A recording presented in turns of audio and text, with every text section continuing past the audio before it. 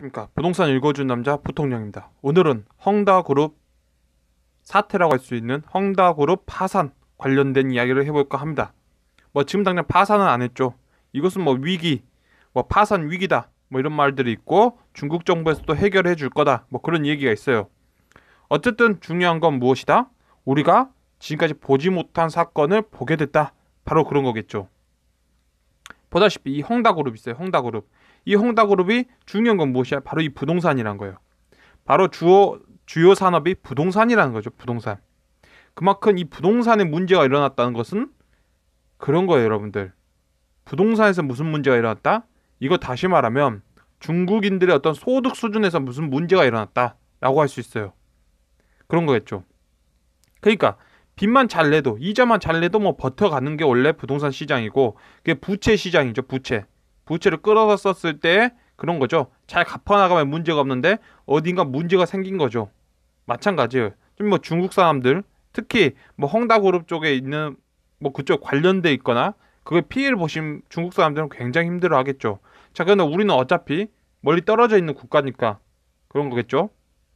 가까이 붙어 있지만 여전히 중국 가려면 우리가 자동차 타고 가는 거 아니니까. 그래요. 먼 나라 불구경하는 보면 대략적으로 이렇게 보고 있다는 거예요. 자, 헝다그룹이 부동산 사업을 하는 곳인데 이곳이 파산을 한다라는 거예요. 그런데 이것이 국제 금융시장 리스크로 번질 가능성은 없어 보인다라고 하는 거죠. 낮다는 평가가 우세적이란 거죠. 근데 또 다시 한편으로는 부동산 관련 부채 누중 문제는 현실화됐다. 그리고 전개 과정에 따라서 이게 금융시장을 영향을 미칠 거다. 결국 지금은 누구도 확답 내릴 수 없다는 거예요. 즉 양자역학처럼 그런 거겠죠. 이게 파동일 수도 있고 이게 알갱일 수도 있고 그런다는 거죠. 모르겠다는 거예요. 그런 거죠. 간섭현상이 일어날지 안 일어날지 우린 모른다. 관찰하고 나서 그게 보인다. 마찬가지예요. 지금 사람들은 이 문제가 어떤 문제인지 정확히 알 수 없다라는 얘기겠죠. 자, 그런데 우리가 여기서 중요한 건 무엇이냐면 중국이 지난 몇 년 동안 우리 이런 거 본 적이 없잖아요. 중국의 최대 부동산 기업 하나가 무너진다, 파산한다, 빚을 못 낸다, 이러면서 중국 사람들이 무너지고 울고 있는 장면 본 적 있나요? 우린 못 봤어요. 근데 우리가 지금 어디서 보고 있냐는 거예요. 지금 중국이 1인당 얼마? GDP 1만 달러 정도죠. 1만 달러. 자, 1만 달러에 도달했을 때 우리는 무엇을 보겠다는 거예요? 새로운 뉴스거리를 보게 되는 거죠. 지금까지 보지 못했잖아요. 우리 2009년도에 봤나요? 우리가 이걸? 헝다가 무너진 거 봤나요? 2009년도에 그렇게 헝다가 해외에 있는 축구팀 사 모으고 중국의 유명한 정말 비싼 몸값 선수들 사 모으고 했던 거 우리가 2009년, 10년, 11년, 12년, 13년 보고 있지 않았나요? 그러고 보고 있던 게 무너지고 파산한다는 거 우린 지금 보고 있다는 거예요. 자, 그래서 더 넓게 가서 우리가 중국이라는 나라가 있었어요. 근데 2019년부터 우리가 중국이 1만 달러 정도 수준이 올라갔을 때부터 나온 게 무엇이다? 중국이 1만 달러 고지에 올라갔다. 이거 중진국의 함정이 장애물이다. 중진국 함정에 도전에 나선 중국. 자, 이 말은 무엇이냐면 중국이 흔히 1만 달러 국가가 올라왔을 때 겪게 되는 문제를 겪게 된다는 거죠. 그게 무엇이냐면 뻔하죠. 부동산 문제. 그 과도하게 끌어모은 부채 문제. 이 문제가 한번 심각하게 온다는 거예요. 왜냐하면 산업구조 개편이 일어나야 된다는 거예요. 지금 중국이 이젠 더 이상 저가 노동력 시장으로는 안 된다는 거예요. 이제 1만 달러 올라오면 그런 거죠. 즉 한마디로 해서 중국이 새로운 길을 모색해야 될 때가 도래했다는 거예요. 여기서 중국이 이걸 뚫고 넘어갈 거냐. 그러니까 중국에 있는 정당 있죠. 정당. 일단 그 당이 과연 할 수 있을 거냐는 거예요. 이 문제도 걸려 있는 거죠. 자, 그래서 어쨌든 우리는 1만 달러 국가 때 우리는 지금 눈물 흘리고 이거 보고 있는 거죠. 먼 나라 불구경 하듯이 보고 있어요. 그런데 이게 이제 파산 위기로 가는 거냐? 어떻게 되는 거냐? 이제 중국이 이젠 더 이상 돈을 못 푸는 거냐? 자, 이 말 나오면 한국 아파트 시장은 중국이 다 끌어올린다 이런 말도 없어지겠죠. 기본적으로. 자, 우리는 새로운 사건을 보게 된 거예요. 중국이 1만 달러 때 중진국 함정에 빠지고 그게 부동산, 이 부채 문제에서 터지고 있다는 걸 보게 된 거예요. 우리는 그걸 본 거죠. 새로운 사건은 변화를 만들어낼 수밖에 없어요. 이 말은 무엇이냐면 중국의 헝다그룹이 무너진다, 파산 위기다 하는 이런 이야기들이 중국이 과거 10년 전, 5년 전 했던 그것처럼 돈을 막 풀어가지고 해외에 있는 비싼 선수들 자국 축구팀에 넣고 막 해외에 있는 막 부동산 사고 프랑스에서 가서 막 뭐 축구 기업 사고 뭐 막 그런 거 있잖아. 영국 사고 막 걷다 투자하고 막 이런 것들 우리가 계속 볼 수 있냐? 못 보는 거죠. 헝다뿐만 아니라 다른 국도 마찬가지예요. 더 이상 부동산 부채를 늘릴 수 있어요? 중국 정부가 그럴 수 있을까요? 못해요. 새로운 변화를 만들어낸다는 거예요. 새로운 변화를. 자, 대한민국에 가서 볼게요. 그럼 대한민국은 전혀 새로운 변화가 없냐? 자, 대한민국 있죠. 가장 비싼 동네 어디요? 수도권이죠. 수도권은 굉장히 비싸요. 어떻게 비싸다? 이미 대한민국의 가계 소득의 인상률보다 훨씬 부동산이 비싸요. 그 증거가 무엇이냐? 분양가가 있죠. 분양가가 있어요. 분양가가 있는데 분양가가 있고 20년 된, 20년 된, 뭐 15년 된 이런 아파트들이 있어요. 이런 아파트들이 분양가보다 더 비싸다라고 하고 있는 거예요. 더 비싸다. 이게 더 비싸야 된다라고 이것을 당연스럽게 받아들이고 있는 바로 이게 무엇이다? 서울 수도권은 굉장히 고평가돼 있다는 거예요. 얘는 망해야 된다는 거예요. 이런 지역은 망해야 된다는 거예요. 자, 대한민국은 그러면 이 망해야 된다는 걸 또 증명할 수 있는 게 무엇이냐? 옆으로 기고 있다는 거예요. 무엇이? 소득 수준이 옆으로 기고 있다는 거예요. 소득 수준이 옆으로 기고 있다. 3만 달러 국가 들어가서 소득 수준이 무너지고 있다는 거예요. 자, 이거는 대한민국만 그랬냐? 아니라는 거예요. 남유럽이 이때 다 무너졌어요. 남유럽이 여러분이 말한 그 남유럽이 3만 달러 때 싹 무너진 거라고요. 싹 무너졌어요. 3만 달러 때. 어쩔 수 없어요. 현실이죠. 대한민국이 1만 달러인데 IMF 겪었죠. 그래서 이런 것들 다 모아서 보니까 1만 달러 가니까 중진국 함정에 빠지더라. 더 이상 저가 노동력으로 끌고 오는 시장이 끝나더라. 1만 달러 수준에 도달했을부터는 대기업들이 나오고, 아니 대기업이 아니죠. 전 세계를 대표할 수 있는 브랜드로 가더라. 그게 중진국 함정이란 거죠. 3만 달러 국가에 도달했을 때 어떻게 됐다? 남유럽 붕괴가 된 거죠. 남유럽 붕괴되고 유럽 전체가 힘들어진 거죠. 자, 마찬가지예요. 대한민국도 여기서 깨고 나가려면 더 부가가치가 높은 산업으로 재평가돼야 된다는 거예요. 그게 아니더라도 더 이상 기업에서 필요 없는 인력들을 구조 조정을 해야 된다는 거죠. 현실적으로 그 단계에 도달했다는 거예요. 더 치고 올라가려면. 여기서 안 치고 가면 잃어버린 경제로 가는 거예요. 잃어버린 경제로. 자, 지금 현재는 그럼 그 변화성을 또 어디서 보냐? 자, 보자고요. 2021년 내년 대선 교체의 48%. 그러면 48%가 대선 정권을 교체해야 된다. 근데 두 달 후에 내년 대선서 정권 교체 55.3%. 즉 계속해서 정권 교체를 해야 된다는 얘기가 나오고 있어요. 그리고 야당이 힘을 실어주는 게 누구냐? 2030 세대가 힘을 실어주고 있다는 거예요. 2030 세대가. 자, 여기서 무서운 건 무엇이냐면, 자, 갤럽이에요. 갤럽이 조사했어요. 정권 교체라는 게 55.3%죠. 거기다 무응답하고 모름, 이건 무엇이요? 그냥 대세를 따라가는 사람들이에요. 그러면 전체적으로 놓고 봤을 때 전체 국민 중에 60% 이상은 무엇이다? 정권 교체를 해야 된다는 거예요. 어디로? 야당으로 해야 된다고 지금 말하고 있는 거예요. 이 조사는. 최근 이 조사는 그걸 말하고 있는 거죠. 그런데 문제는 여기서부터 나오는 거예요. 그간 보수 진영에 우호적이지 않던 2030이 돌아섰다는 거예요. 즉 무당층이죠. 무당층 또는 응답을 전혀 안 하는, 그러니까 이거에 전혀 관심이 없는 층이죠. 그 관심이 없는 층이 야당으로 달려가고 있는 게 아니라 원래 2층이죠. 원래 2층이 여기로 넘어가고 있다는 거예요. 자, 새로운 사건은 변화를 만들어낸다는 거예요. 자, 그러면 그게 무슨 변화냐면 보세요. 2030이 힘을 실어준 이 야가 있는데 이 야의 대선 주자들은 무슨 말을 하냐면 노조, 귀족노조 개혁을 하자. 민노총 개혁을 하자. 한국노총 개혁을 하자. 노조 개혁을 하자는 거예요. 뉴스에서 대기업들 총수들의 부도덕함을 말하지 않아요. 지금.